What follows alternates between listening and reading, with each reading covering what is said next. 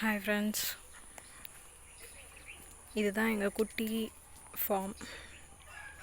இங்கே ஒரு கேணி இருக்குது, ஃபுல்லாக காடு.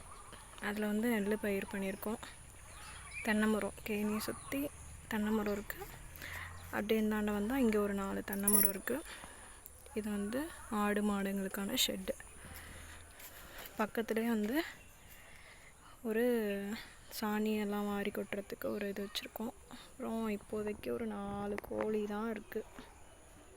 4 கோழி, அதுக்கப்புறம் வந்து ஒரு தாய் கோழி ஒன்று இருக்குது, அப்புறம் ஒரு சேவல் இருக்குது.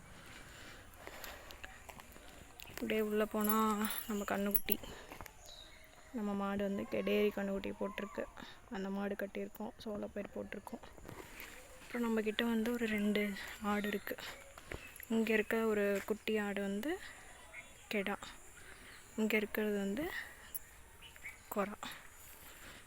ஆடை பொறுத்த வரைக்கும் கெடா கொரான்னு சொல்லுவோம், ஆனால் மாடை பொறுத்த வரைக்கும் காளை கெடேரின்னு சொல்லுவோம். இது இப்போ வந்து குட்டி போடுற மாதிரி இருக்குது. ஸ்டொமக் பெயினாக இருக்கும் போல், ரொம்ப சோகமாக இருக்குது. மடிலாம் பாருங்கள் விட்டுருக்கு. அதுக்கப்புறம் நம்மக்கிட்ட வந்து நிறையா புறா வந்துருக்கு. அது வந்து அடுத்த வீடியோவில் பார்க்கலாம்.